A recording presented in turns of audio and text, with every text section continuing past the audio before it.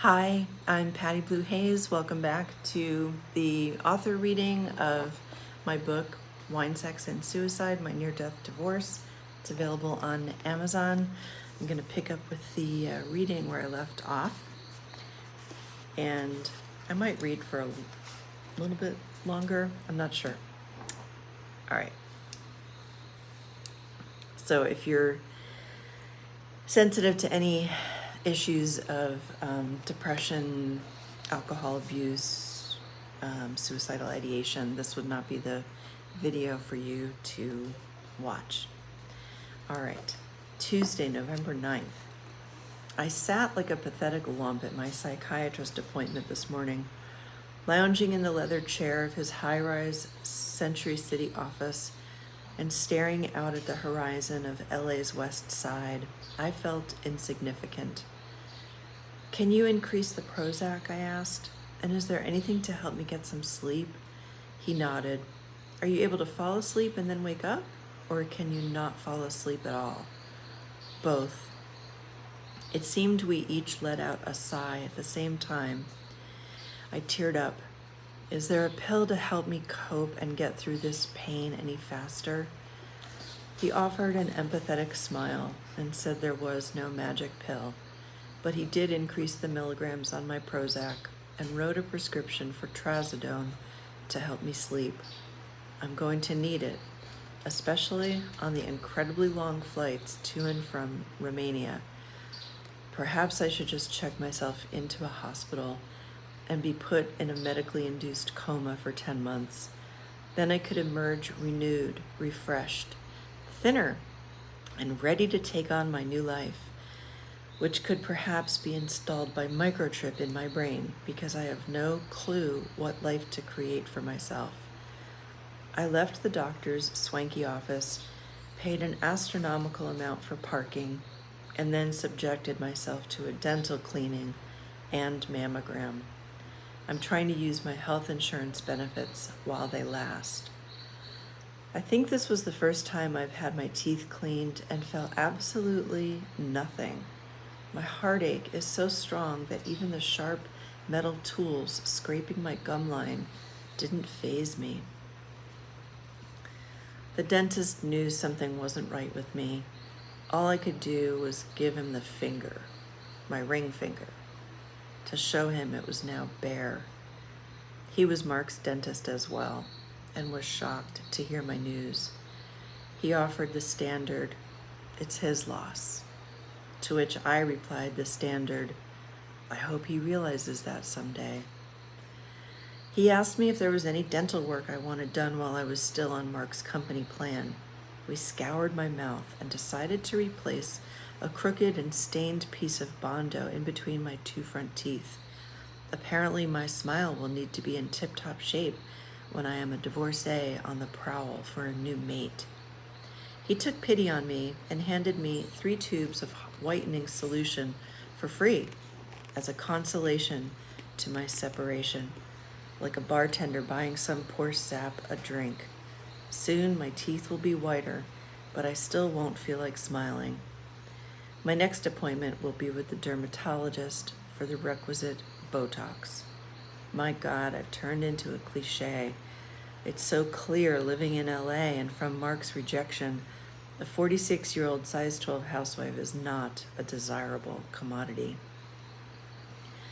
Tonight, I'm exhausted and feel so alone. I don't want to do the dishes or clean the cat litter or start my laundry. The silence in the house is deafening. I'm afraid it will be like this forever. Mark informed me in an email that he's off to New Zealand for a photo shoot. He needs to reschedule the date to come pick up the furniture he wants and the rest of his things. He's using expressions like, "Is that cool?" and "Here's the kicker." Phrases I've never heard him say in 17 years. He becomes more and more like a stranger each day, and my past becomes more of a blur.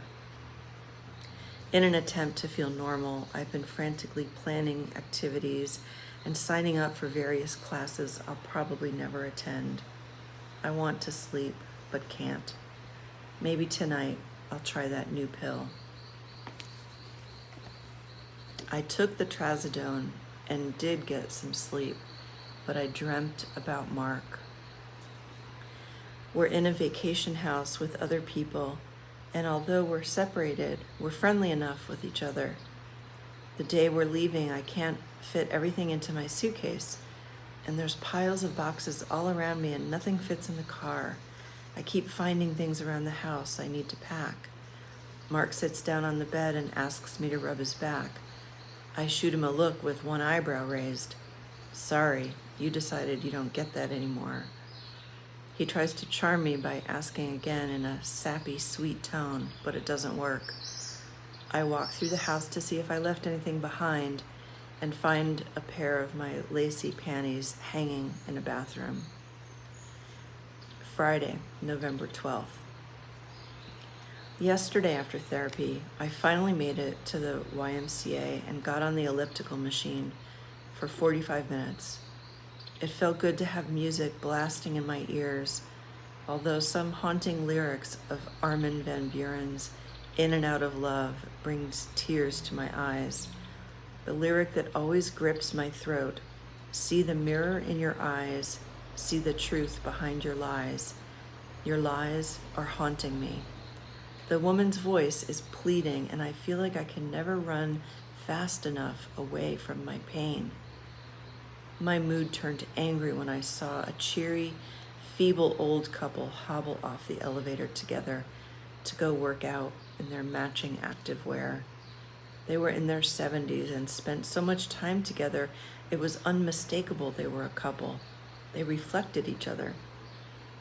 I hated them instantly because they represented what I will not have. I will never have the longevity that Mark and I would have had in another 20 and 30 years. Someday there may be someone I share my life with, but even that relationship will never have the length of history that Mark and I had. I have spent years cultivating relationships with his family.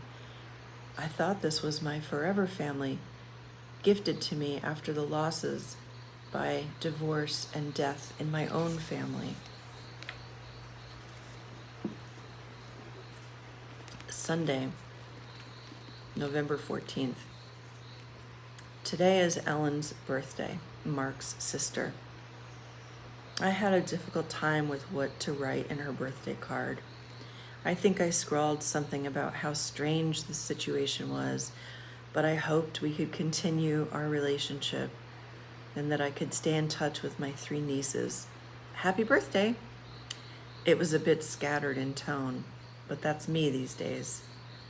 She sent me an email telling me I will always be her sister and an aunt to the girls. I was so relieved. Since talking to Mark's mom, I hadn't really heard from anyone else in the family, and I was scared they'd cut me out. Like there was some awful thing that I did that made them all decide it would be best to go on without me. I immediately wrote back that I wanted to plan a visit in the spring to spend time with my nieces. The news of our divorce is going to be heartbreaking for them. Apparently, everyone's waiting for Mark's explanation, including me. I spied on his email again. I wish I could stop doing it because it only makes me feel worse. But then again, seeing the person he's become is clarifying. It's a tangible truth I need to see.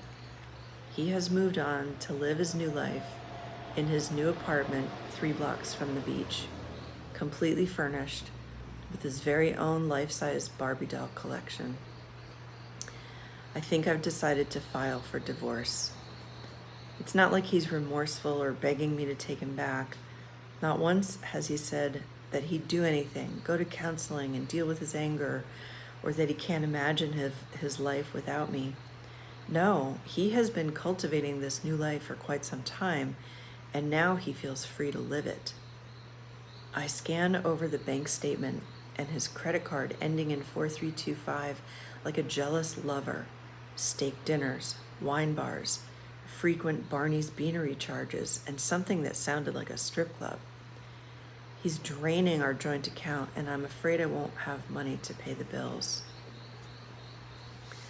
Monday, November 15th. I had another dream about him. We're sitting with a group and he's flirting with another girl. I'm trying to hide my tears. He points to me and looks inconvenienced that I'm so upset. Then I was at a costume party and put textured paper on my face using an adhesive. I put more and more layers of paper and gray clay to hide my face and my tears. Today was a pretty bad day. I spent most of the morning distracted by email and online dating sites, where I obsessively perused the catalog of available men and end up feeling nauseous. I didn't shower today, but I managed to swipe on a little face bronzer before finally heading out of the house sometime after 1 p.m. I need to organize my trip to Romania, and I want to get Christmas presents for my family, who I will not see this Christmas, or any future Christmas, most likely. I am so angry with Mark for taking that away from me. My family, his family, is the most important thing to me, and now I find myself feeling like an orphan. Toys R Us was the first stop. It was relatively okay until I found a book that would allow me to record my voice reading a story for Evan and Rachel, the niece and nephew of Mark's youngest brother, Tim. The kids are so young. They probably won't even know who I am in a few years. And now all they'll have of Aunt Patty is a stupid book with my voice in it. At some point before I mail the Christmas presents, I'll do my best to hold back my tears and make the recording. I doubt I'll be invited to future graduations or weddings. All those things I looked forward to in my future with Mark and his family are gone because he felt trapped. It's such a monumental loss. My whole world has crumbled, and he's off having $500 dinners at Mastro's Steakhouse and going to club lingerie. I've been replaced by sports bars, private clubs, and expensive dinners. My nieces recently introduced me to a jewelry line they like called Pandora. My goal was to make my Christmas purchase without falling apart. I had 7 charms to get, and I wanted them to be meaningful and significant for each recipient. I started with my 7-year-old niece, Lynn, and picked out a playful heart necklace for her. The salesgirl had a bright, innocent smile and long, shiny brown hair. She was very helpful, offering suggestions on charms, but seemed to sense I was on a different kind of shopping trip. I wasn't joyous, talkative, or giddy, the way I would have been if I were actually going to see my nieces for Christmas. Slowly but surely, and without shedding a tear, I selected the 7 charms I wanted. After the stop into Baby Gap, where I got Evan and Rachel each a cute sweater, I hurried through the crowded mall, pulsing with Christmas colors and sounds, to the safety of my car. It was there that I finally released my tears. I want what I had. I want back what I had. I want my traditions and family gatherings, and for Mark and I to grow old together and watch our nieces and nephews grow up. I don't want to be without him. I've never wanted to be alone in life. I see so many women after a divorce that never find love again. I'm terrified that will happen to me. On the drive home, the radio announcer mentioned tonight's Monday night football game. I actually miss football. Not for the game, but because Mark used to come home so excited to catch the last of the game, he'd start watching in the office with the guys. He'd clap and yell out aloud, "Woohoo!" all by himself. It made me happy to see him so excited about a game. It was endearing. I have no routine anymore. No one to care for. No one to be accountable to. Okay, so I'll stop there because it's actually getting dark and I can't see. But I guess when I'm reading that, it's such a typical thing to think that life is over, which it is, right? If you're going through a breakup or a divorce, you are not going to have back what you had. But I am such living proof that demonstrates that you can create a new life for yourself that is one that took a lot of growth and healing to get to. So for me, like, I feel like I'm more of my authentic self than I was in that marriage and those years ago, because I've grown so much, because I had to, right? I had to do the healing work, and then I had to, kind of rediscover who I was, what was important to me, what were my values, what did I enjoy doing. I had to learn to enjoy my own company. I had to battle being lonely. Loneliness is something that's a huge problem when you're, going through a breakup, because you're so used to being with that partner, or at least, even if you didn't see each other, if there were like work issues that, someone's away for a month, you're still very much psychologically and emotionally connected. You might talk every day, video chat or whatever, but it's still like your partner. So you can really just feel incredibly alone in the world and very untethered. But it's finding your way back to yourself at your core, at the very essence of who you are, and learning to like yourself, love yourself, respect yourself, be kind to yourself, and to realize that you're complete just within yourself. I think that in times, like, maybe I have gone a little overboard in that direction.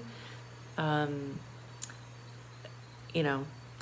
don't know, because you can't really look back and see how things could be different if certain things were done differently. But anyway, that said, I am very happy today, living a life that I truly love. And if you are someone who's going through a really challenging, emotionally gripping time, just get through each day the best you can. And in that accumulation of time, with the small steps of healing that you do, things will get better, things will change. I know it's hard to believe,